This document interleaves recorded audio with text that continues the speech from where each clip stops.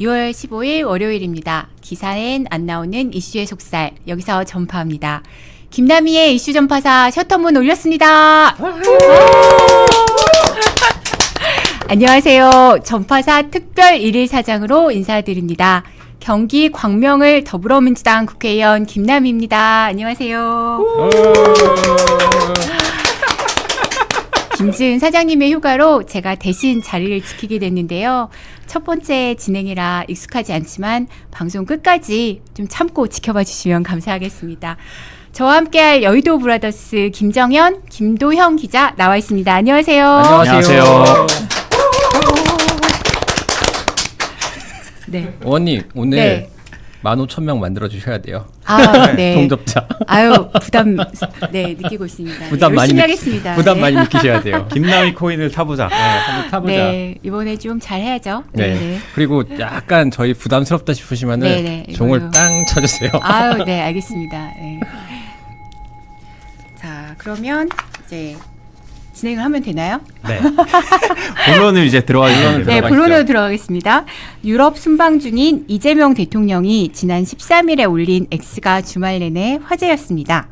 1600자 분량이 상당한 긴 글이었는데요. 두 기자님 어떻게 보셨나요?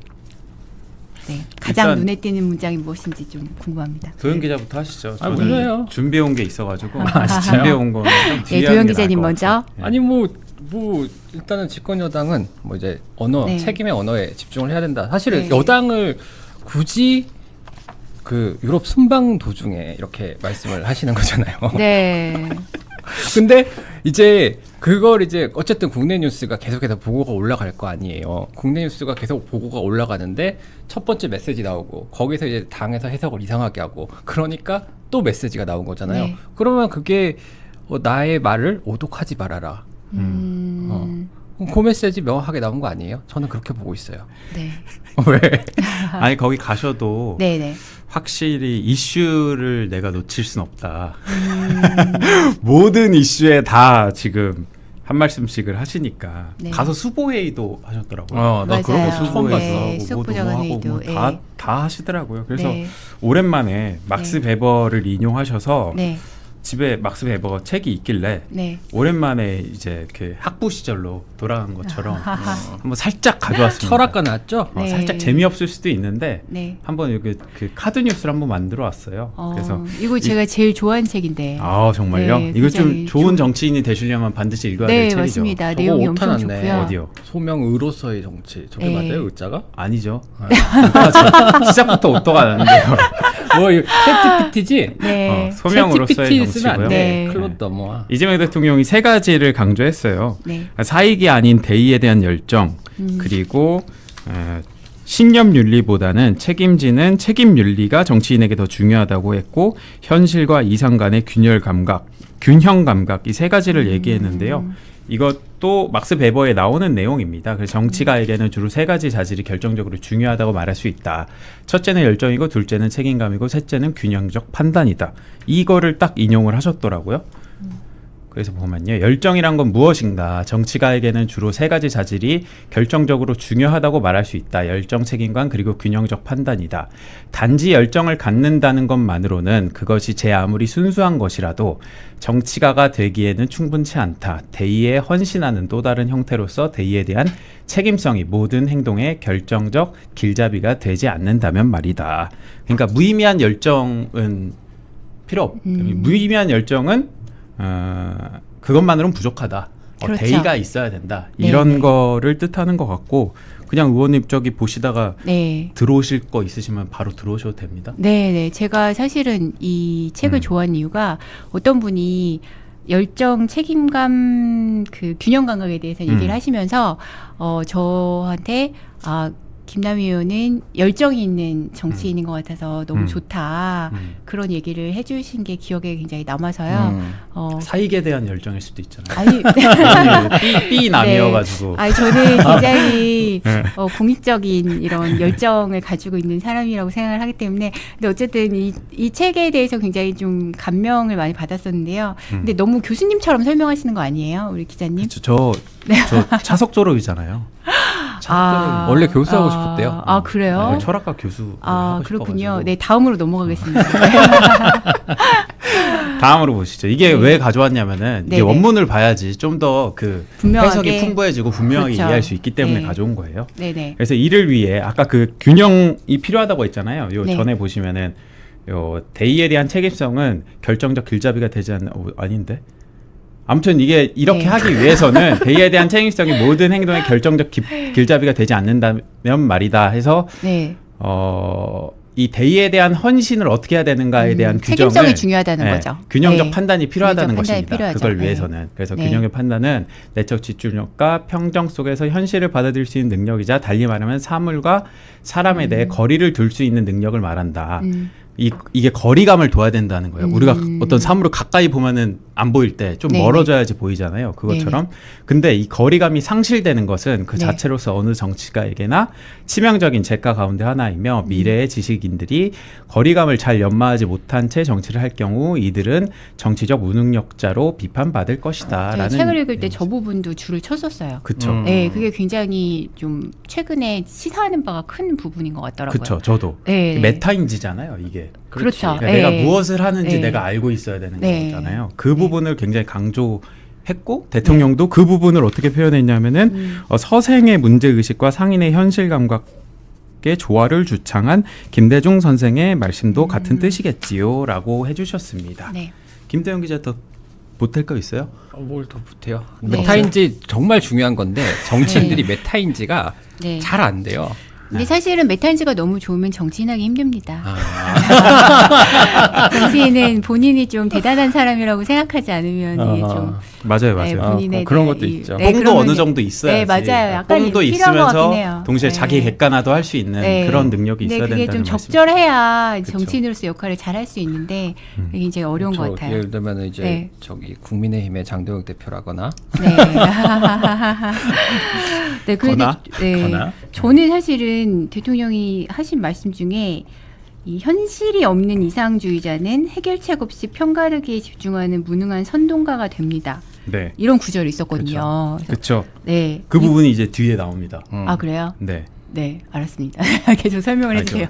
이제 막스베버는 신념윤리하고 책임윤리를 네. 나누는데 그럼 네네. 신념윤리는 무책임과 네.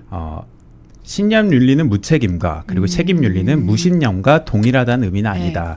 당연히 그런 문제는 아니다. 네네. 그러나 우리가 신념윤리의 원칙에 따라서 행동하는가 종교적으로 표현하자면 기독교는 올바른 행동을 할 뿐 결과는 신에게 맡긴다는 식 아니면 책임윤리 원칙에 따라서 우리는 우리 행동에 예견 가능한 결과에 대해 책임져야 한다는 식으로 행동하는가 사이에는 심연과 같은 깊은 차이가 있다는 네네. 거죠. 그러니까 네. 신념윤리를 따르는 사람과 네. 책임윤리는 따르는 사람은 결과에 대한 책임에 대해서 뭔가 다른 입장을 지닌다 이런 의미를 내포하고 있는 것 같습니다. 네. 그래서 이쪽 부분부터가 이제 본격적인 내용인데요. 네. 신념윤리를 신봉하는 생디칼리스트는 이거 뭐냐면요. 이분들은 네. 어떤 그 의회나 정치나 이런 영역으로서 혁명을 추구하는 게 아니라요. 개혁을 추구하는 게 아니라 다 뒤집어 엎자. 이런 네. 쪽에 주장을 하시는 분들이에요. 그래서 네네. 이런 혁명적 노동가에게 다음과 네. 같이 설득력 있게 설명한다고 해보자. 즉 그의 행동은 반동 세력의 기회를 증대시키는 한편 자기 계급의 억압상을 심화시키고 그 계급의 발전을 저해할 뿐이라고 말이다. 이런 설명은 그에게 아무런 영향을 주지 못할 것이다. 순수한 신념에서 나오는 행위의 결과가 나쁘다 하더라도 이런 종류의 인간들은 졸렵대요. 그 책임을 행위자에게 돌리는 졸렵대요. 것이 아니라 좀 팽팽하게 해주세요. 세상의 책임이자 타인들의 어리석음 또는 인간을 어리석도록 창조한 네. 신의 뜻으로 그 책임을 돌린다. 역시 철학 전공자네요. 라는 거죠. 네. 아니, 그럼 재미없어요? 아니 들어가는 그게 얼마나 아니라 재밌어. 이게 굉장히 그 사람들이 좋아하기 어려운 책이긴 하거든요. 사실 네. 제가 굉장히 쉬운 부분만 가져온 거예요. 쉬운 부분만 가져온 거야. 네 좋아하는 책이긴 한데 이게 되게 이제 그 어려운 이해하기 어려운 부분들도 좀 그러니까 있긴 노동자의 하고요. 환경을 네. 개선하기 위해서는 네네네. 네. 어떤 혁명적인 방법보다는 네네. 사람들의 그 삶을 조금이라도 네. 개선시키려는 네. 노력들이 필요한 것인데 네네. 그런 것들을 깡그리 무시하고 계속 혁명만 주장할 때는 오히려 너한테 피해가 갈 수 있다라는 네. 얘기를 하는 거잖아요. 그렇죠. 첫사랑 얘기해달래요. 교수님 첫사랑 얘기해달라고요? 네. 그래서 아무튼 근데 네. 저는 이거 보면서 네네. 그 생각이 많이 떠올랐어요. 그러니까 정청래 대표가 네네. 그 보안 수사권 폐지 이렇게 딱 올렸잖아요. 네네. 이건 그 자체로 좋을 수도 있는데 네. 정치인이라면은 그 보안 수사권 폐지만 맞아요. 얘기하는 게 아니라 네. 그게 현실에서 어떻게 영향을 미칠지 거기에 대한 책임 윤리까지 담보가 되어야 진짜 그게 정치가의 근데 발언이라고 생각하거든요. 제가 정치인들을 많이 만나면서 느끼는 건데 이제 네. 저도 정치인으로 느끼는 건데 요즘 책임 정치에 대한 고민은 좀 찾아보기 좀 어려운 것 같다는 생각은 들어요. 왜냐하면 이제 그 정치인의 뭐랄까 인지도나 인기가 거의 네. 유튜브로 결정이 되잖아요. 그렇죠. 네. 근데 유튜브에서 원하는 것은 자극적이고 짧고 분명한 메시지이기 때문에 네. 이 사람이 이것을 통해서 무엇을 책임지고자 하는 것은 사실 그 사람들에게 별로 관심사가 아닌 경우가 많은 것 같기는 합니다. 그렇죠. 네. 여러분들이 지금 막 졸리다고 하는 것처럼 이제 네, 다음은 넘어가죠. 뒤에 게 아니 있는데 근데 여기서 의원님 네. 말씀이 맞는 게 네. 특히나 저 같은 경우에는 보안 수사권을 완전히 폐지한다는 거에 굉장히 비판적이기 때문에 네. 그걸 통해서 제가 되게 안 좋게 얘기하는 것들 다 거의 맞아 떨어졌거든요 이번 선거 때. 네. 근데 보안 수사권 폐지하면은 그 다음에 기자들이라든가 언론들이 했을 때 이제 네. 그 수많은 부작용들이 나올 거고요. 네, 네. 1년쯤 지나면은 거기에 대한 피해 사례들이 계속해서 조망이 될 거고 뭐 네. 계속해서 이제 민주당의 발목을 잡는 그런 네. 이슈가 될 거라고 저는 보거든요. 네, 그런 차원에서 그렇죠. 그리고 국가를 위해서도 그렇게 좋지 않은 방향인데 이런 걸 통해 가지고 근데 지금 민주당의 강성 당원들은 그게 되게 중요한 이슈잖아요. 그 이번에 제 정청래 대표가 네. 밤에 페북에 보안 수사권 폐지 네. 딱 한 그 7글자만 네. 올린 것에 대해서는 혹시 어떻게 보셨어요? 우리 기자님은? 어떻게 처음에 봤을 때는 뭐 네. 윤석열인가? 네. 라는 그치. 생각이 들어서 여가부 폐지 네. 이렇게 네. 딱 올린 것처럼 그게 올렸고 그러니까 분명한 이미지 선명성을 딱 네, 드러내는 선명성을 거죠. 강조했지만 사실 보안사건 폐지라고 말하는 게 얼마나 쉽습니까? 네. 전 그 생각이 들었어요. 보안사건 폐지만 말하는 건 굉장히 쉽다. 네, 네. 근데 다만 그걸 어떻게 보완할 것인가, 그러니까 보안수사권 폐지를 어떻게 보완할 것인가의 문제를 논의하고 수기해봐야 네. 되는 거 아닌가? 그게 대통령의 메시지 아니었나? 라고 그런 생각했는데 면들이 있는 것 같은데. 그러니까 네. 국회에서 논의를 네네. 할 것으로 본다라고 기자회견 때 말을 네, 했잖아요. 근데 했는데 국회에서 논의가 없었잖아요. 네, 논의를 하지 않고 그냥 딱 폐지로 질러버린 거죠. 그쵸. 그래서 또 이재명 대통령께서 쓴 글 중에 집권 여당은 책임의 언어에 더 집중해야 한다 이런 메시지가 있었는데요. 여기에 대해서 그 정청래 대표를 겨냥한 것이 아니냐라는 그런 의견들이 해석도 있는 것 있었죠. 같아요. 네. 그래서 혹시 그 오늘 최고위원회에서 이거 관련된 반응이 있었는지 좀 궁금한데요. 오늘 그 정청래 대표는 일단 모두 발언에서는 이 대통령 순방에 대해서 평가하면서 네. 우리 이재명 대통령이 월클이다. 라고까지는 얘기를 했거든요. 네네. 그리고 이제 그것도 이상해. 월클이 뭐야? 월클이다라고 네, 얘기를 네. 했는데 네. 그 다음에 이제 그 회의가 끝나고 기자들이 네네. 이제 붙었나 봐요. 네네. 그랬더니 이제 뭐라고 했냐면은 기자들이 이재명 대통령 그 순방 중에 X 메시지에 대해서 입장을 묻자 이렇게 정청래 대표가 이렇게 하면서 X라서 어. X한 건가? 말하지 말라고 했고 네. 거치 고민 중이냐는 질문에는 궁금하시냐며 웃음으로 대답을 대신했다고 하는데요. 네. 이게 굳이 뭐 제가 그냥 봤을 때는 이거 할 건 아닌 것 같거든요. 이거 그냥 하면은 옛날에 이해찬 대표가 말하지 말라고 길바닥에서 아니, 빽벌? 아니 그게 아니고 그때 그 주일 대사했던 그 국회의원 계신데 강창일 의원이 네. 그 당 노선 비판을 하니까 조국 네. 사태 같은 거 했을 거예요 아마.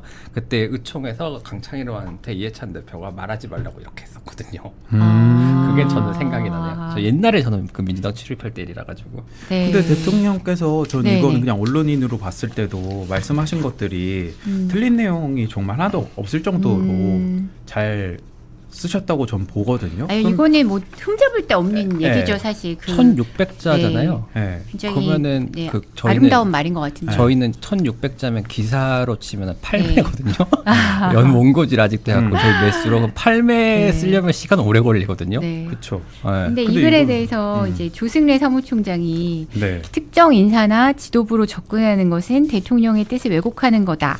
이렇게 네. 선을 그었어요. 네. 그래서 여기에 대해서는 취재하신 내용이 좀 있을까요? 그렇게 말씀을 하셨는데 네. 당 내에서도 아까 제가 말씀드렸듯이 오늘은 그 저보다 제가 주로 통화했던 의원분들보다는 네. 좀 통화를 자주 안 했던 네. 그리고 좀 개파삭이 옅은 분들하고 통화를 했는데 좀 놀랐습니다. 저는 이제 왜요? 좀 더 온건한 반응. 아, 그게 뭐 어떻게 뭐 민주당 지도부를 향한 메시지겠어, 네. 대통령이. 네네. 그 정도 얘기가 나올 줄 알았어. 근데 좀 네네. 그렇지. 이 정도의 어떤 그 네. 쿠셔너를 되게 많이 넣어서 대답을 해주실 줄 알고 네네. 전화했던 분들마다 네. 거기 그냥 뭐라고 집권 여당이라고 얘기하시나요? 써져 있지 않느냐고. 아, 뭐 집권 굳이 여당에 별달리 대한- 해석할 건 없다. 네. 그리고 그 기자회견 네. 그리고 공항에서 있었던 일 네네. 그리고 이번 메시지까지 네. 이거는 사실 명확한 메시지 아니냐 이렇게 세 번까지 낸 것은 네. 그래서 그러면 왜 세 번이나 냈을까요? 라고 제가 여쭤봤을 때는 네네. 대부분은 말을 못 알아들으니까 세 번까지 낸 거 아니겠어? 라는 반응이 네. 되게 많았어요. 네. 제가 취재한 결과는 그랬습니다. 네네. 아, 물론 다른 의원님한테 전화 드렸었어요? 안 드렸어요. 아, 저는 오늘 아침에 라디오 인터뷰에서 그렇죠. 그 코멘트를 요구를 받아서 네. 뭐라고 하셨어요? 네, 찔리기 때문에 과민 반응이다. 라고 아. 이제 그렇게 멘트를 했습니다.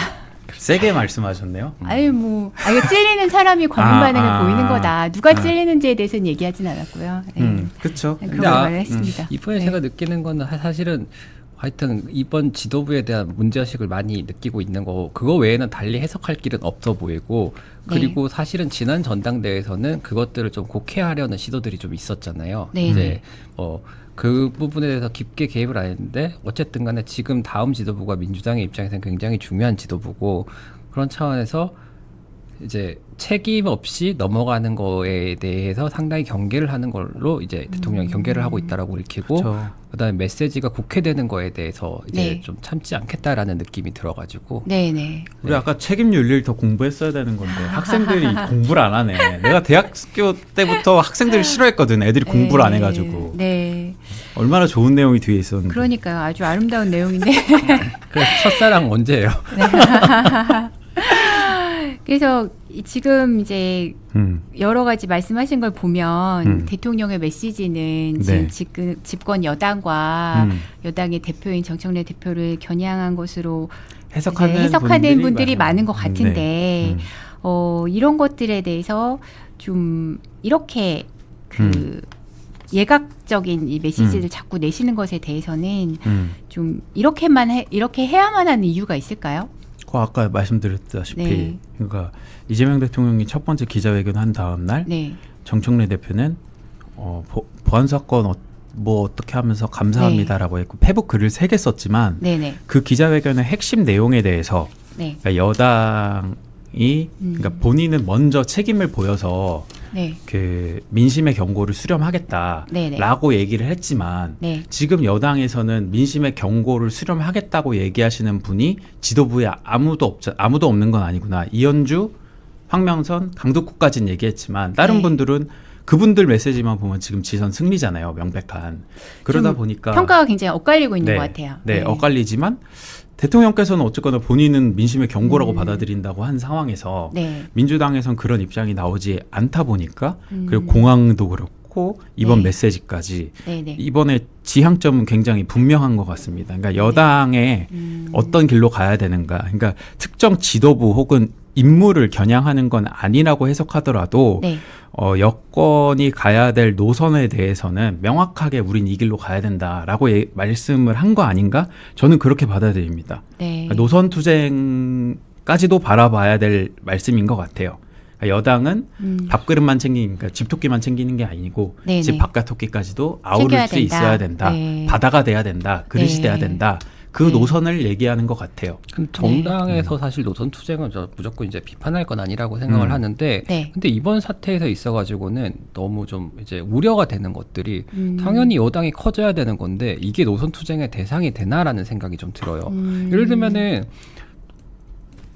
여당이 더 포용적이고 이제 보수 특히 요즘에 뭐랄까 어쨌든 분리가 너무 극심하잖아요. 이제 네. 그 지지층 간의 갈등도 너무 심하고 이런 가운데서 여당이 포용적인 모습으로 이렇게 해줘야 되는데 예를 들면 보안 수사권 폐지하면 저는 그 이후에 예상되는 결과들이 너무 뻔합니다. 그러면 이제 정말로 국민들의 걱정이 많이 있죠. 극한 네. 대치까지 벌어지는 거고 네네. 지금 정청래 대표는 어쨌든 간에 당원 대 의원 정도의 구도로 이렇게 전당대회를 치르려는 것으로 보이는데 거기서 더 이제 그 사람들의 구미에 맞는 강한 그 되게 선동적인 이슈들을 많이 들고 나올 것 같고 네. 그렇게 해서 승리를 하게 되면은 그런 방식으로 여당이 움직이게 될 테니까 네. 사실 되게 걱정되는 부분이죠. 맞습니다. 맞아요. 그 지금 박지원 의원님이 네. 그 정청래 대표에 대해서 모든 책임지고 사퇴하는 것이 맞다라는 이야기를 반복해서 내고 계세요. 그러시더라고요. 네, 좀 원래 안 그랬던 것 같은데 좀 세게 나오시던데. 네, 네. 그- 근데 또 김영환 의원인가 네.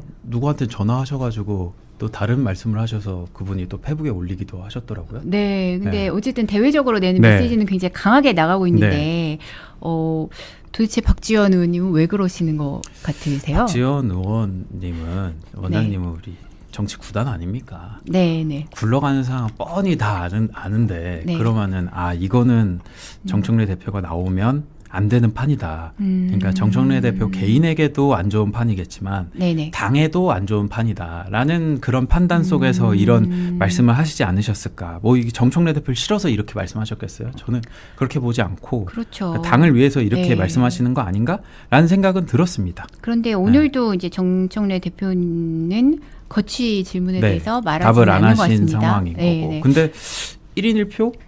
네. 의원님을 왜 저격했겠습니까? 왜 저격했을까요? 네. 의원님 기득권 이런 의원 기득권들을 네. 쳐부수기 위해서 근데 개혁하기 위해서 지금 제가 이제 사회지만 저도 나름 좀 할 말이 좀 있는데요. 네, 한 말씀 하십시오. 네. 기득권으로서 한 말씀 하십시오. 아유, 저는 그 사실은 이제 정청래 대표님이 또 영광스럽게도 제 이름을 네. 직접 페북에서 박제를 해가지고 그러니까요. 네, 지난 이슈 전파에서 얘기해 주셨잖아요. 부재까지 부재까지 부제를 긁어가라고. 긁어가지고 하신 걸 보고 정말 큰 정신적 충격을 받았는데 특히 좀 충격 받았던 부분은 그날은 사실 의총이 있던 날이었어요. 그래서 그렇죠. 의총 자리에서 몇몇 의원님들이 정청래 대표에게 사퇴해라. 되게 세게 얘기하셨고. 네, 기사로도 이미 많이 나왔죠. 네, 지방선거에 대해서 책임을 져라. 근데 음. 저는 사실 한마디 말도 하지 않았습니다.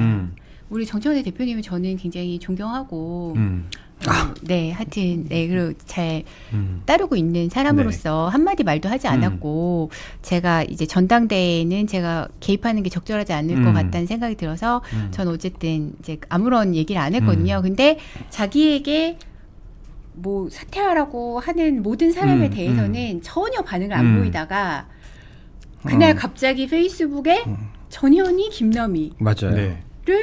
긁어다가 이렇게 붙인 것을 보고, 네.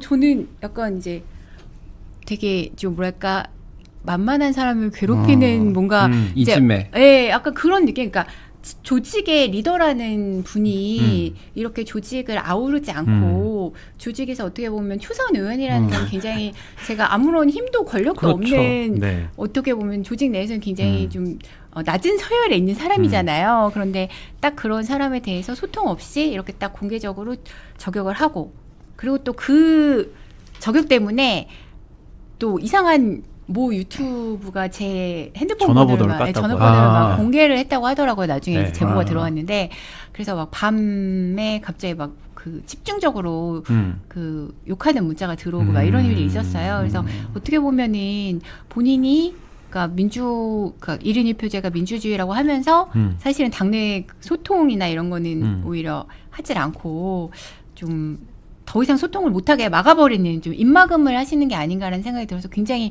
큰 문제의식을 느꼈는데 하여튼 맞아요. 그것도 그렇습니다. 1인 1표제도 네.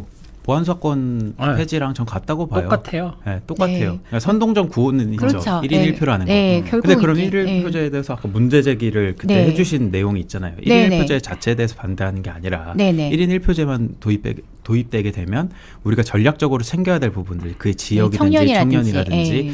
많은 부분들이 있는데 네. 그분들은 과소대표되기 때문에 네네. 계속 떠드는 사람, 계속 투표하는 사람, 그들의 어떤 소수의 정당이 될 수 있기 때문에 그런 점을 우려하신 거잖아요. 그렇죠. 네, 그런 얘기였고 이제 1인 1표제를 반대한다는 얘기도 전혀 아니었는데 그렇죠. 그러니까 1인 지금 본인이 뭐 이제 강성 지지층에게 소구하기 위해서 되게 좋은 주제이기 때문에 그 주제를 드러내기 위해서 어떻게 보면 저를 이용을 하신 거죠. 그쵸. 네, 그래서 제가 이제 이용당한 사람으로서 좀 너무 상처를 평가를 많이 받아가지고 네, 그 여당은 그렇습니다. 네. 그릇이 돼야 되는데 그렇죠. 대접이 돼야 되지 그 종지가 되면 안 되거든요. 그리고 지금 어쨌든 간에 네. 정청래 대표 쪽에서 아, 우리가 통합해야 된다. 뭐, 네. 뭐 뭉치든다. 뭐 이런 얘기하고 있는 상황에 통합 대상이 아니야. 아 그러지 마세요. 제가 너무 슬픕니다. 아니 그 저도 이제 그거 보면 되게 네. 황당했던 게 네, 사실 네. 이제 예를 들면은 지금 이제 3정권 문제가 한참 대두 이슈가 되고 네. 대두가 되고 있는 상황 어쨌든 간에 모든 사람들한테 이제 투표권은 주어져 있잖아요. 네, 근데 네. 정당은 자신들이 이제 원하는 사람들에게만 이제 책임당원 권리당원이죠. 권리당원이 되고 이렇게 되는 거잖아요. 네. 그러면은 당연히 정치권에서는 그거를 제도적으로 보완하기 위한 장치들이 있어야 되는 거고 당연하죠. 예, 특히나 너무 이제 당연한 얘기인데. 소수자의 목소리를 낸다라는 건 어쨌든 간에 민주당에서 오랫동안 소수자를 대변하기 위해서 노력을 해왔던 거잖아요. 네. 근데 거기 와가지고 이제 당원들 1인 1표제 우리 그럼 대구 혹은 10대 20대 네, 청년들 네. 그 사람들에 대해서는 우리가 어떻게 할 거냐라고 되게 정당한 문제 제기를 하신 거라고밖에 안 보이는데 네. 그거를 굉장히 그 손쉬운 갈라치기 수단으로 쓴 거잖아요. 네, 폭력적인 수단인 것 같고요. 네. 네, 안타깝습니다. 네, 제가 마음이 아프지만 다음 주제로 넘어가도록 하겠습니다. 네. 조승래 사무총장이 어제 오늘 김민석 총리의 당권 도전설이 지방선거 영향을 줬다면서 책임을 돌리는 그런 평가들이 이야기를 나오죠. 했죠. 네. 예, 그래서 어떻게 평가를 하시는지. 그 일단 그 김지호 대변인이 가장 세게 처음에 반응이 나왔고 왜 정부에 대해서 평가하냐라는 네. 얘기를 했고 오늘 의원들한테 돌렸을 때 의원들의 한 얘기도 비슷했어요.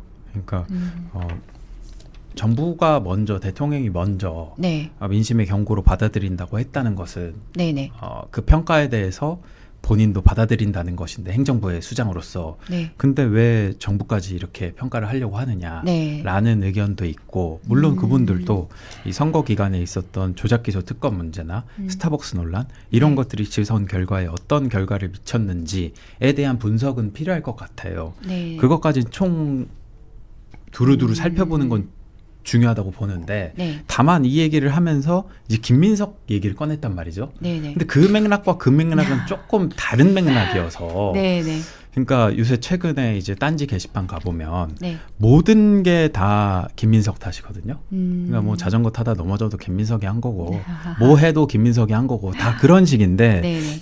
아니 이거는 조금 네, 논지가 안 맞지 네, 않나. 김민석이 좀 만물설이 좀 되고 있는 그런 느낌이긴 그러니까 합니다. 예. 김민석이 그 지선 기간에 네, 출마 얘기가 나왔는데 기사가 네. 나왔는데 그거를 부인하지 않아서 네. 그게 악영향을 줬다는 거잖아요. 왜 그게 악영향이죠? 제가 그 잘- 저도 그거를 잘 이해가 잘 안 사실 가가지고. 모르니까 그게 네. 당권 투쟁이나 개파 네. 싸움 이런 거에 악용이 돼서 그러니까 네. 국민들이 보시기에 야 저놈들 다 개파 싸움하고 저것들 다 당권 투쟁하려고 저러네라는 시각을 심어줘서 부정적 인식을 만들어줬다라는 아마 제가- 그 베이스인 것 네, 같아요. 그런 기사를 그렇게 많이 보지는 못했던 그쵸, 것 같고 저도 오히려 딱히 조국과 김용남이나 그쵸, 뭐 예, 예. 이렇게, 전북 얘기도 많이 전북 나왔던 얘기도 많이 거라. 나왔던 것 같은데. 그래서 예. 저도 그 주장이 그러니까 네. 김민석 탓이라는 거를 100번 양보해서 인정을 한다면 논리적으로 보자면은 전북 선거가 굉장히 노이즈가 심했잖아요. 네네. 김관영 그 후보 같은 경우에는 나는 정청래 지도부를 떨어뜨리기 위해서 나왔다. 정청래 대표 연임을 막겠다라는 식으로 했잖아요. 네. 그럼 그걸 일거에 차단하기 위해서는 정청래 대표가 연임 불출마 선언을 했으면 됩니다. 그거는 선거에 악영향을 안 끼쳤나요? 그치. 정청래 대표가 불출마 선언을 하지 않은 것도 선거에 악영향을 끼쳤습니다. 그럼 네. 그것도 동시에 평가해야죠. 근데 동시에 평가하면 사실 평가가 안 됩니다. 맞습니다. 둘 다 말이 안 되기 때문에. 네. 그래서 지금 좀 개파 갈등이 드러나는 상황인 것 같다는 생각은 들고요. 네. 그래서 좀 안타까운 게 지금 리얼미터 여론조사를 보니까 네. 이재명 정부 출범 이후 처음으로 국민의힘 지지율이 민주당을 앞선다는 결과가 네. 나왔어요. 개인적으로는 큰 충격인데요. 네. 이 여론조사 결과를 양당에서는 어떻게 받아들이고 있나요? 민주당에서는 일단 충격으로 받아들이는 것 같고요. 일단 근데 지난번에 한번 세게 맞았잖아요. 네. 지난주에도 한번 국정 수행 긍정평가가 쭉 떨어졌잖아요. 네네. 그거 이후로 계속 그 흐름이 지속되는 것 같아서 어떻게 반전의 계기를 마련할 수 있을까에 대해서 모색하고 있는 것 같은데 네. 뾰족한 답은 현재로서는 없는 것 같고 네. 긍정적으로 보자면은 지선이잖아요. 근데 네. 총선을 앞두고 민주당이 여당답지 않게 행동을 하면 어떤 결과가 나타나는지에 대해서 큰 예방주사를 맞았다고 평가하시는 분들도 꽤 많았습니다. 네. 사실 예. 이제 국민의힘 같은 경우에는 이게 장도혁 지도부의 연명을 이제 시켜주고 네. 있는 결과인 거고 두 당대표가 서로 돕고 있는 것 같아요. 약간 이제 서로 상생하는 관계죠. 네, 네. 근데 이게 국민의힘 같은 경우에 사실 이제 그 지금 부실 선거가 이제 부정 선거까지 나갔거든요. 네. 그래갖고 이제 지지율이 올랐더라고요. 많이 올라가지고 네. 이제 그 좀 장도혁 대표가 탄력을 받고 있는 상황인 거고. 안 물러날 것 같은데. 예, 네. 지금 쉽지 않아 보이고요. 네. 그다음에 뒤에도 하겠지만, 근데 저는 조금 안타까운 게 이 선거 관리 선관위는 이제 독립된 조직인데 약간 그 초기에 이 사태가 불거졌을 때 민주당 지도부의 대응이 저는 굉장히 미숙했다라고 생각합니다. 약간 네. 어떤 점에서요? 예를 들면 또 국민의힘보다 더 강한 네. 엄단 의지, 네. 관리 부실, 그다음에 선관위 개혁 의지를 분명하게 드러냈어야 되는데 그게 아니었던 것 같아요. 이제 거기에 대한 좀 반성적인 평가들이 있는 것 같습니다. 예, 조승래 사무총장 같은 경우에는 뭐 재선거는 뭐 말도 안 되는 주장, 이거를 굉장히 정파적으로 소비를 했어요. 네. 국민의힘에서 뭐 그때 밤에 이제 재선거까지 이렇게 뭐 얘기하고 개표 중단 얘기했는데 네. 거기에서 그거는 말도 안 되는 얘기라고 하면서 약간 이제 그 지금 그쪽의 주장과는 결이 다른 주장들을 했는데 오히려 조금 열어놓고 선거소촉이라든가 제도적 장치들이 있으니까 네. 그걸 좀 했어야 되는 것 같은데 이게 쉽게 좀 잦아들지도 않을 것 같다라는 생각은 들어요. 네.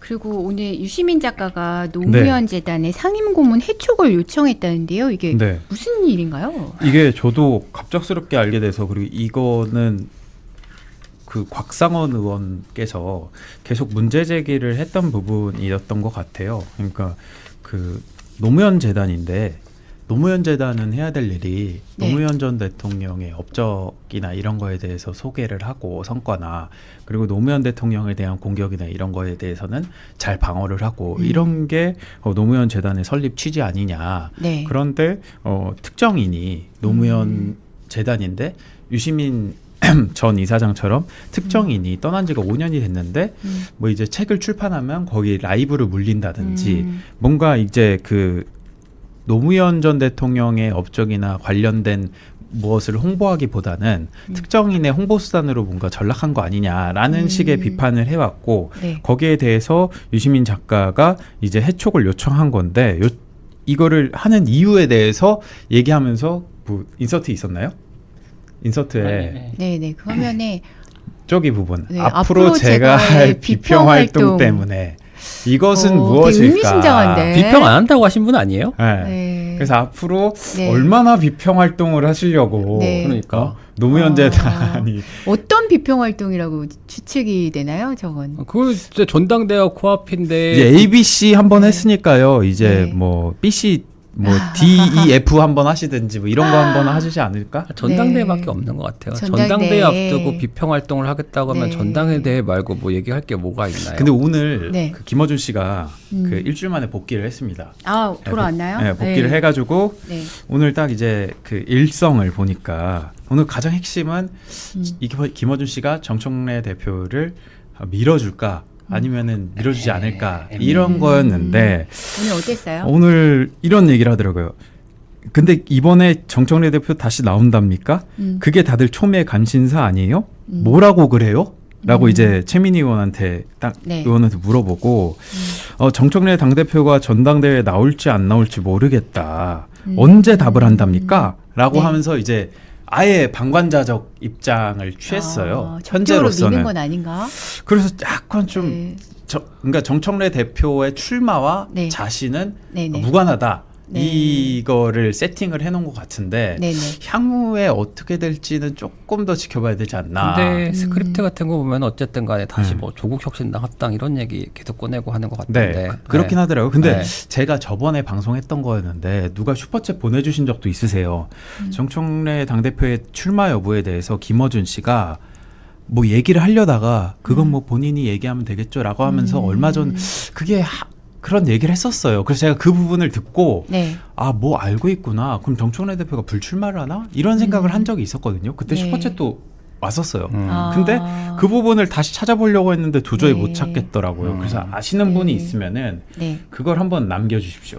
김어준이 상당히 정치권에 영향력이 큰 네. 사람인데 좀 지금의 포지션이 아직 네. 분명하지는 않은 것 같네요. 전당대회 현재로서. 관련돼서. 왜냐면은 말씀하세요. 김용민 목사가 거기다가 올려서 네. 페이스북 올렸던데 네네. 이제 약간 방관자적인 자세를 취할 거다라고 이렇게 예견을 하셨더라고요. 네.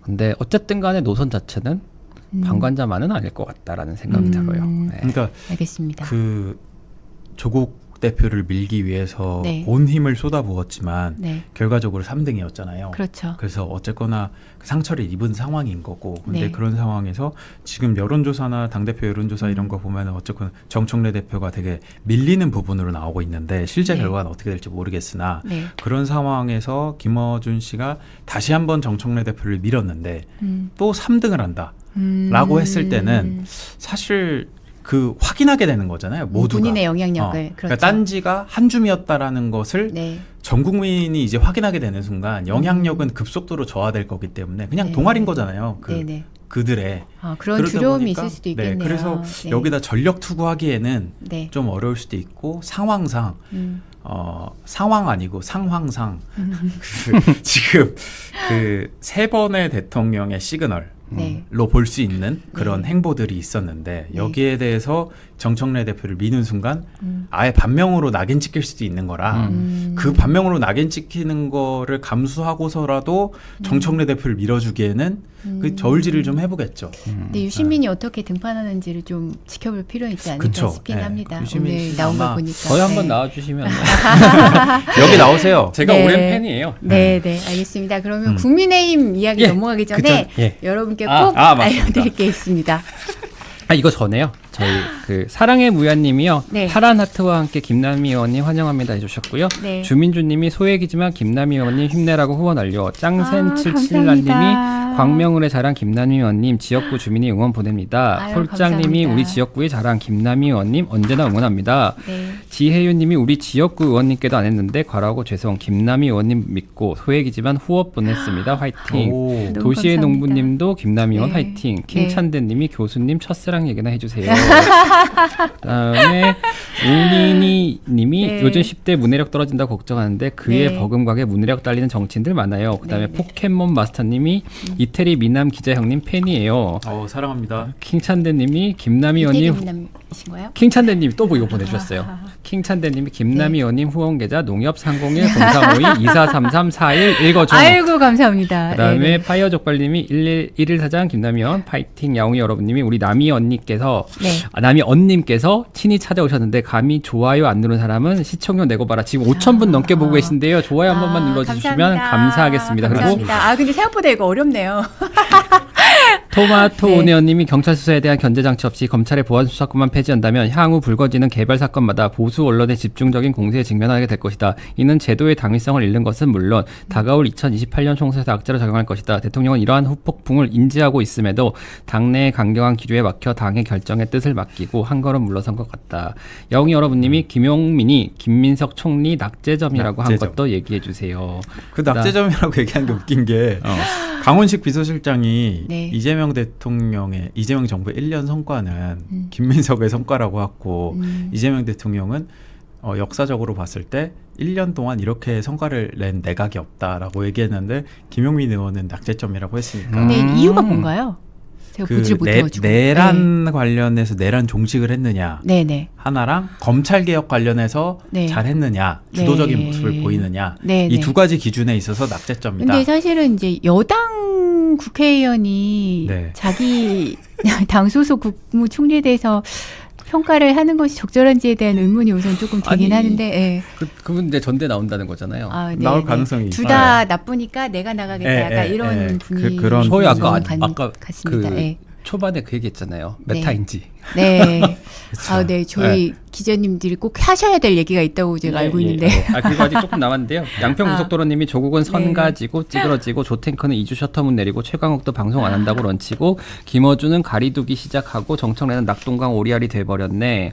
털보가 진렴한테 배팅하는 거 봤어? 푸딩의 설탕 가득님이 김남희 의원님 힘내세요. 지금 겪으신 일들 나중에 웃으며 얘기할 일이 있을 거예요. 불사조님이 김남희 의원님 화이팅입니다. 이렇게 남겨주셨습니다. 슬픕니다. 그리고요. 감동의 눈물입니다. 네, 보험장터에 연락하시면 보장 분석 전문가와 1대1로 매칭돼 보장 분석이 무료로 가능합니다. 과연 내 보험이 제대로 보장받을 수 있는 보험인지 쓸데없이 돈만 내고 있는 건 아닌지 꼼꼼히 분석해드린다고 하는데요. 저도 해보려고요. 보험 전문가들은 보장 범위는 확 늘어나면서 보험료가 줄어드는 이유가 고가의 치료비 특약과 할인형 보험 때문이라고 합니다. 암보험의 치료비 특약은 암세포만 골라서 타격하는 표적 항암, 면역 항암 치료, 로봇 수술 등 5천만 원이 넘어가는 고가의 치료도 보장 가능하지만 진단비보다 보험료가 가성비 있다고 합니다.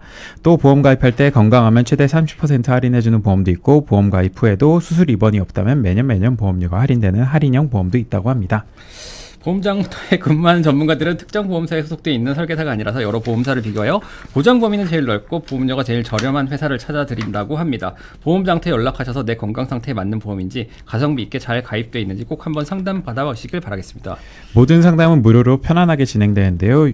유튜브 더보기 링크란을 클릭하시거나 대표 전화 1544-5788 검색창에 보험 장터를 검색해 주세요. 근데 우리나라가 그 보험이 굉장히 좀 많이 가입하는 나라라고 하더라고요. 찾아보니까.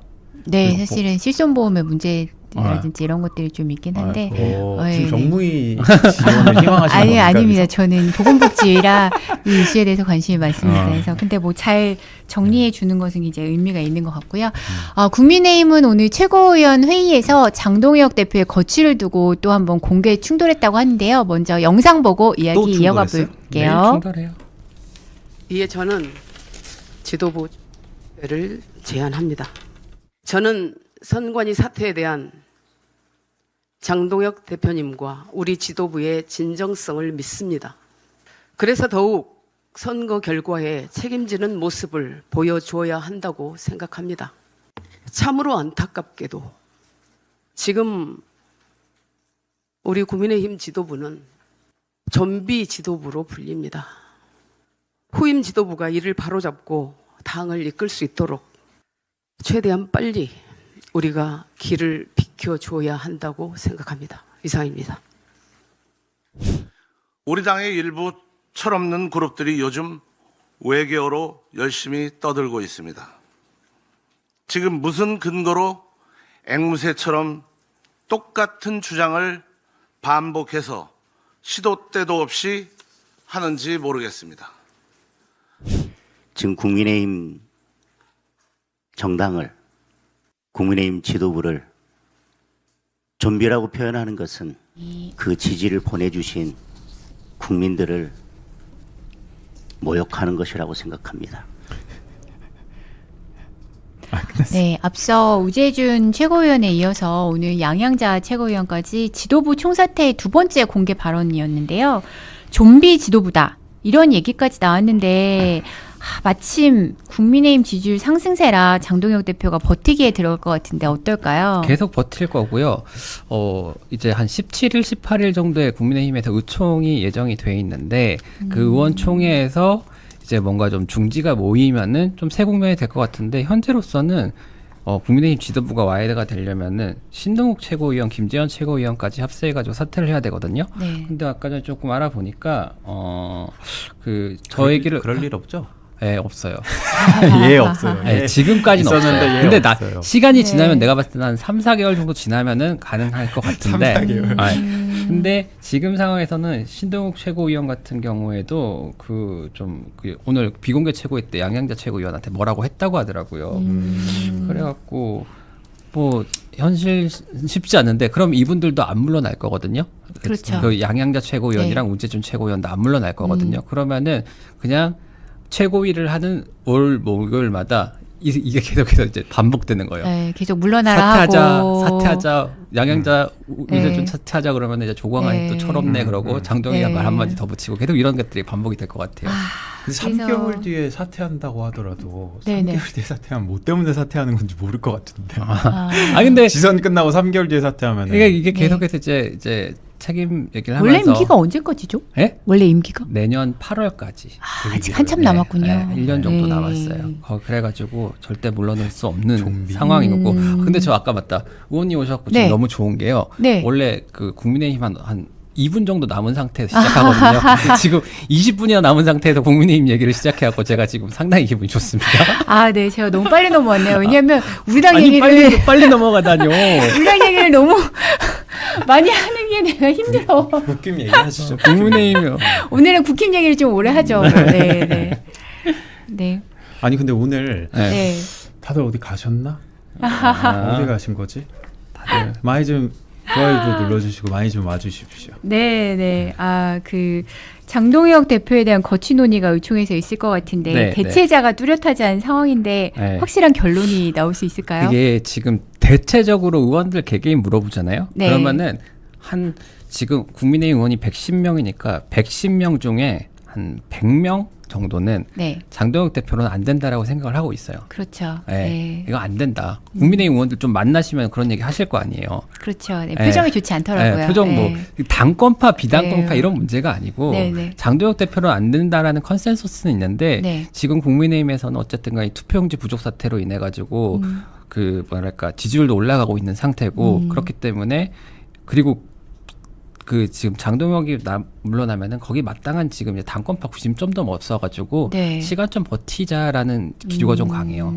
비당권파는 구심점이 있어요? 그래도 뭐 오세훈도 있고요. 그러니까 아, 이제 대안과 오세훈. 미래라는 게 이제 친한동훈계와 네. 그다음에 오세훈 쪽 의원들 몇 분이 네. 이제 좀 느슨하게 결합된 형태의 조직이거든요. 네, 네. 그래가지고 근데 결과적으로 만약에 오 시장이 움직인다, 오 시장에게 이제 줄 서려는 의원들이 많이 생길 거잖아요.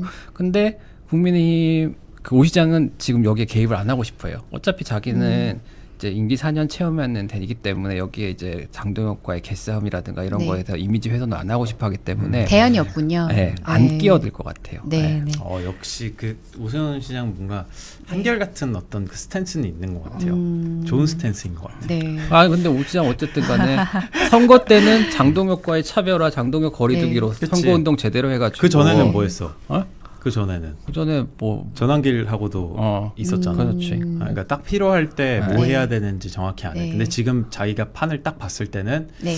이거 계속 지속적으로 사퇴 주장해봤자 득될 게 없다는 생각을 하지 않았나 네. 라는 생각이 드네요. 그렇군요. 장동혁 대표가 아까 5시 반에 긴급 최고위원회를 소집했다 그러는데 어떤 네. 문제로 모인 거죠? 그러니까 이제 17일까지 재선거를 하려면 17일까지 소청을 해야 되는데 네. 그 선거 소청 자체가 그걸 이제 당에서 제기를 해야 되잖아요. 네. 그래가지고 이제 투표용지가 부족한 곳에다가는 다 이제 선거 소청을 제기해야 되고 이게 최고의 의결이 필요하다고 해서 한 건데 지금 제가 조금 우려되는 거는 국민의힘에서 이제 부정선거 주장을 하기 시작했어요. 근데 네. 이제 자기들도 부정선거 주장을 그대로 받아서 할 수는 없잖아요. 그러니까 이제 부실이 이 정도로 쌓이면은 부정이다라는 취지로 주장을 하고 있는데 근데 부실 선거하고 부정 선거는 이게 저는 이걸 명확히 구별해야 되는데 지금 네. 제도권 정치 특히나 이제 제1야당에서 이런 주장에 편승하면 안 된다고 보거든요. 왜냐면은 부실 선거는 부정 선거는 의도가 명확해야 되는데 네. 요즘에 국민의힘 의원들이 얘기하는 것은 이 정도로 부실이면 의도도 의심해 볼 수 있는 거 아니냐라고 해요. 네. 근데 승자가 오세훈이잖아요. 그렇죠. 네. 그다음에 그러면 의도가 좀 불명확한 것 같아요. 네, 그럼 부실 네. 선거를 의도를 해가지고 뭐 근데 이제 뭐 하필은 또 송파나 이쪽에서 또 그 투표용지가 모자랐으니까 근데 그거는 말이 안 되는 게 그냥 선관위는 무능력한 조직이고 제가 늘 얘기하는 거지만 무능력한 조직이 어떻게 네. 그 부정선거를 하겠습니까? 맞습니다. 그래서 장동혁 대표는 재선거를 요구하고 있는 것 같긴 한데 국민의힘에서 이거를 당론으로 정한 건 아니잖아요. 그래서 그쵸. 재선거를 놓고도 의견이 분분하던데 그 문제가 뭐냐면은 사실은 의원들 지금 정청래 대표랑 장동혁 대표랑 똑같은 게요. 정청래 대표도 보안수크 사건 폐지 의원들 그 안 물어보고 얘기한 거잖아요. 장동혁 대표도 재선거를 오세훈 시장한테 물어보지도 않고 국민의힘 의원들의 의견을 수렴하는 절차가 없었어요. 여긴 그래도 의총은 했습니다. 어? 의총은 했습니다. 요청했어요? 아, 네. 보안수사권이요? 네. 언제 했지? 한 번 했었죠. 저번에 좀 많이 네, 됐습니다. 네, 네, 지금 좀 잊혀졌을 네. 수도 있는데. 네. 그 의원들은 동의를 하는 상황인가요, 지금? 아니요. 네. 재선거에 동의하는 사람들은 별로 없어요. 그래도 몇몇 의원들이 지금 재선거를 하자는 의견도 내고 그러니까 있지 않나요? 나경원 의원 같은 경우에 이제 네. 선별적 재선거라고 하는데 나경원 의원은 이제 다 잘 아시겠지만은 본인 쪽에서는 이런 일에 대해서 이런 해석에 손을 긋지만 나경원 의원은 선거가 생기면 다 나갑니다. 네. 그러면은 전당대회가 곧 어쨌든 간 있을 거잖아요. 네. 근데 장동혁 대표가 지금 강성 지지층의 지지를 받고 있는 상황이잖아요. 그러면은 그 파이가 장동혁한테 넘어가는 걸 이제 좀 차단을 해야 될 필요가 있는 거잖아요. 본인도 전당대회 나오고 싶어 하니까, 당대표 하고 싶어 하니까. 네네. 그러니까 거기에 이제 숟가락을 하나 얹은 거 아닌가라는 생각이 좀 들어요. 그렇죠. 본인의 선명성을 드러내기 위해서. 네. 네. 그리고 요즘에 승부수를 좀 던진 것 그쪽에서 이제 같습니다. 네. 나경원 의원도 이제 또 띄워주더라고요. 이제 역시 보수 여전사. 이재명 네. 대통령이 야당은 창을 잘 써야 된다 그랬거든요. 네네. 장동혁 대표가 창을 제일 잘 쓰는 것 같아요. 그 무슨 말이에요 이게? 생명력이 되게 강해요. 그쵸. 이렇게 오래 네. 버틸 수 있을 줄 잘 고마우시죠? 몰랐는데. 고마우시죠? 아유 뭐 네, 감사하죠 저희 입장에서야. 네, 좀 안타깝기도 하고 그런 생각이 듭니다. 장동혁 대표가 올림픽공원 시위에 참가하면서 부정선거를 주장하니까 한때 돌아섰던 전한길 씨도 다시 우리 편이라면서 힘을 실어주더라고요. 그래서 근데 순방 중인 이 대통령이 부정선거 관련돼서 입장을 밝혔죠. 그랬던 것 같더라고요. 네. 제가 내용 네. 확인 못했습니다. 이재명 대통령이 네네. 민주주의의 근본이라고 할 수 있는 사회에서 어쩌다 이런 일까지 벌어지고 있는지 황당하고 당황스럽다라고 했지만 네. 부정선거론에 대해서는 반사회적 행태라고 얘기를 했고 기자회견 때 했던 그 네. 얘기와 동일하네요. 네 그리고 이제 그 지금 거기서 이제 그 민간인들 출입 제한하고 막 이런 거 있었잖아요. 네. 거기에 대해서 이제 그런 부분에 대해서 공권력에 이제 엄격한 집행 같은 거를 주문을 네. 한 거죠. 지금 그 잠실 시위에 대해서는 혹시 뭐 취재를 하시거나 그러신 적 있어요?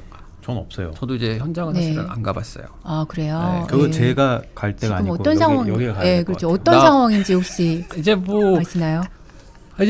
이제 가본 사람들한테 얘기는 듣죠. 일일 사장님이 네. 좀 네. 준엄하게 혼내내신다. 되게 우아하게 안 갔니? 이렇게. 아니, 좀 기자 정신을 좀. 네. 빨리 대답하세요. 아니 지금 가장 그거는 중요한 현안인 것 같은데. 사회부 말진 애들이 사회부 애들이 하는 거지. 네네. 그거 아유 알겠습니다. 네. 근데 죄송합니다. 제가 근데 잘 이제 몰라가지고. 거기가 이제 국민의힘 정치인들 네. 얘기 들어보면은 네네. 이제 평가 많이 갈려요. 이제 특히나 이제 부정선거, 재선거 이렇게 나오고 이러면은. 네. 근데 또 주말에는 또 분위기 조금 그래도 이제 일반인들도 많이 나오고 네. 약간 이렇게 하는 것 같은데 평소 뭐 오전 이럴 때는 이제 부정선거 이렇게 네. 많이 들어오고. 근데 저는 사실 그 잠실 선거의 양상이 굉장히 저한테는 충격이었거든요. 왜냐하면은 생각보다는 굉장히 많은 젊은이들이 그 기존의 정치에 관심이 없었던 사람들까지 적극적으로 참여하는 그런 모습을 보이는 것을 보고 한편으로는 이렇게 정치나 국가에 대한 신뢰가 없구나. 젊은 세대는. 그래서 좀 더 심각하게 이 사태를 봐야 되고 또 그만큼 2030의 목소리도 많이 들어야 된다라는 그러려면- 생각을 하게 되고 그러다가 그러려면- 제가 그 글을 쓰게 된 거죠. 페이스북에. 저는 사실 그때 네. 딱 그 X 의원님이 글 쓰신 거 네. 보고 제 무릎을 딱 쳤습니다. 아 맞네. 이거를 조금 개선하면 네. 거기 나갔던 사람들이 무슨 생각하고 있는지 민주당이 흡수할 수 있겠네. 수렴할 수 있겠네. 네. 라는 생각이 들었거든요. 그렇죠. 그런 고민들이 있었고 사실 제가 갑자기 나- 억울해가지고 또 얘기가 나오는데 난데없이 저격을 당하셔가지고. 네, 그 글을 올렸을 때 그 민주당에서 열심히 활동하는 청년 그들이 저한테 연락이 와서 이런 문제에 대해서 짚어주는 정치인이 없었는데 이 문제를 2030 세대가 민주당 의사결정에서 좀 그 소외되는 문제에 대해서 얘기를 해줘서 너무 고맙다. 막 이런 얘기도 해줬거든요. 그래서 저는 어쨌든 뭐 이번에 저격을 당하긴 했지만 저는 이제 그 젊은 세대들과 좀 더 소통하는 정치가 필요하다. 네. 그리고 지금 우리가 처절하게 좀 반성도 하고 그 젊은 세대들과 얘기도 하고 또 맞죠. 젊은 세대들이 정치에 참여할 수 있는 그 기회를 만들어줘야 맞아요. 된다라는 그런 생각을 합니다. 그래서 정민철 세대 크리에이터 네, 분이 그분이 한 이번에, 것도 되게 예, 좋았어요. 열심히 하시고 또 네. 최고위를 도전하실 거라고 맞아요. 얘기들이 네. 있더라고요. 네네. 그래서 되게 재밌는 풍경이 펼쳐질 수도 있을 것 같아요. 이분이 들어오게 되면 네. 민주당이 어떻게 이제 그 MG를 어떻게 할지. 네. 근데 또 재밌는 얘기를 들었던 게 국민의힘엔 청년 최고위원이 있다면서요. 그렇죠. 저희는 네.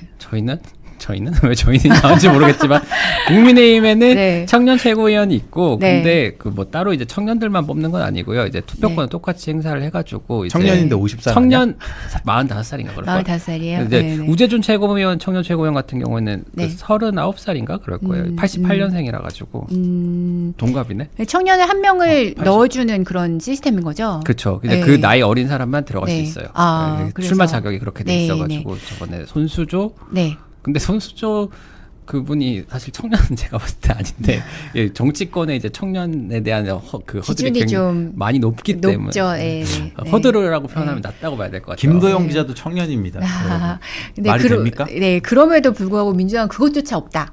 네. 그런 문제 제기를 하는 분이 있더라고요. 맞아요. 그래서 저는 민주당도 좀 뼈아프게 돌아올 필요가 있지 않나 생각을 합니다. 근데 지금 저 댓글에요. 네. 의원님 전당대회 안 나가시냐고 질문이 엄청 많아요. 아, 네. 오늘 아침에 라디오에서도 질문을 받았는데 네. 입장 발표하시죠. 입장 발표 여기서 그냥 딱 출마한다고 해주시면 아주 좋을 것 같은데. 아유, 제가 아직은 좀 더 고민을 하겠습니다.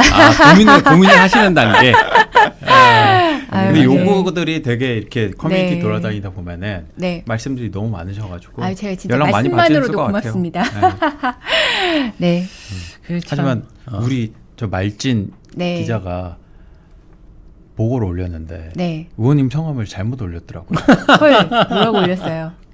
요새 저 축구 월드컵 시즌이어서 그런지 네, 네. 김남 1로 올렸더라고요. 아, 그래요? 그러니까 이거 보니까 네. 우리 아유, 의원님이 아직 제가 나갈 때는 아닌 것 열심히 같습니다. 열심히 하셔야겠다. 그러니까 아직은 좀 예, 부족하네요. 남은 2년 28년까지 네네, 열심히 해가지고 다음에 한번. 쇼츠도 네. 많이 찍으시고. 그러니까요. 네네. 나와달라는 요청 엄청 많은데. 네, 감사합니다. 뭐, 네. 그리고 특사 가시죠. 아, 네. 특사 제가- 언제 가세요? 네, 제가 내일 아침 오.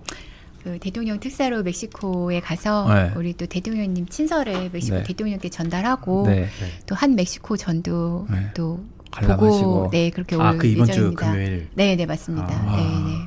네, 열심히. 부담 살짝만 실어드려도 될까요? 아 어떤 거요? 그 한준호 의원이 한번 특사로 갔다가 감사패를 네. 받은 적이 있지 않습니까? 네, 네. 그때 이후로 감사패를 아무도 안 받은 것 같은데. 아, 네, 제가 가가지고 멕시코에서도 좀 감사패 큰, 정도 네, 그러니까 가서 뭐 광물 뭐 이런 협상이라든지 뭐 이런 것도 하나 노력해 저기, 보겠습니다. 저기 네. 뭐라도 가져오셔야 되는 거 네, 아니에요? 열심히 하겠습니다. 네. 거부님이요. 김남희 의원님 응원합니다. 국민이 제가 뽑은 이젠프와 함께 대체불가 대한민국 만들어주세요. 토마토 문의원님이 정치권의 세대교체를 외치며 60세 이상 정치인들의 용퇴를 주장했던 본인의 잣대를 스스로에게 적용하여 비평을 삼가는 결단을 요구한다. 노무현 재단의 직함에서 물러난 뒤에도 여전히 정치적 체급을 앞세워 여론 형성에 관여하려는 모습은 국민을 상대로 무언의 압력을 행사하는 것과 다를 바 없다. 70세를 코앞에 두고 있다는 것을 기억하기 바란다. 유시민 씨한테 한 얘기 같고요. 아들님이 깨아 김남희 의원님 위아 베리베리 라이크 유요. 우리 김남희 의원님처럼 바른말 의원님 진짜 너무너무 멋지십니다. 뿌이뿌이뿌이 따봉따봉. 캣니비다님이 하이끼게 초코총리 나온다는데 채창에 털천지 개 많아서 다들 싸우러 갔다. 그렇게 됐다. 남이현 저는 양쪽에 켜놨어요. 아자스. 김남희 사랑의 문인니님이 보내주셨고요. 양평 고속도로님이 남이원님 최민희 씨는 왜 이리 싸가지가 없는 것인가요? 조탱크쇼 털보 방송에 설설 기면서 정영진 박성태한테는 싸우자고 달려들던데 시건방 떨 거면 방송에 왜 기어 나온지 물어봐 주세요라고 합니다. 참고만 하시면 될 것 같아요. 무리 됐어. 그리고 그림도 화석이 된다님이 이재명 정부에 딴지 걸면 죽는다. 그치, 딴지를 걸시면 안 됩니다. 네. 아니 지금 그 좀 여기 상황이 어떻게 됐나요? 후원금 상황이. 그거 바로바로 실시간 확인은 안 됩니다. 확인 안 되나요? 난 알람이 네. 막 뜨는 줄 알았는데 그렇진 그건 않습니다. 아니구나. 네, 네. 내일 아침에 일어나면 아유. 진짜 깜짝 놀라실 겁니다. 아유, 네. 다시는 안 나가야지. 이시전파사 이것밖에 안 되는구나. 이거 안 나가야지. 의원님들한테 아유. 소문 좀 내주세요. 네, 거기 갔더니 저기 후원금 반이 차더라. 아하하하. 네, 열심히 하겠습니다. 네. 내일 한번 잘 확인해보고 여쭤봐야겠다. 많이 안 확인해보고 찼다며 말씀드리겠습니다. 이원주원님. 네. 많이 안 찼다고 했는데 네. 한번 봐야겠어. 네. 오늘 근데 때가 저기 총리님이 저 하이킥을 나간다고 하셔가지고 아하, 그렇군요. 거기 다 대기 중이신 것 같아. 네. 괜찮습니다. 네. 아, 제가 또 김지은 사장님의 위대함을 오늘 느끼게 되네요. 네, 그리고 쉬운 일이 아니었구나. 네. 훌륭하셨습니다. 아유, 아닙니다. 아주 재밌었어요. 네, 아유. 저희가 준비한 내용은 여기까지고요. 제 첫 진행 어떠셨나요? 좋으셨다면 좋았습니다. 좋았습니다. 구독, 좋아요도 한 번씩 눌러주세요. 아, 저는 이게 어렵네요. 네, 앞으로는 좀 더 정진을 하도록 하겠습니다. 내일은 정치 감다사라는 날입니다. 진행은 김정현 기자가 하는데요. 내일도 많이 많이 찾아주세요. 함께 해주신 여러분 감사합니다. 그럼 셔터 내리겠습니다. 안녕히 계세요. 감사합니다. 아, 어렵다, 어려워. 이것도 다 들어가.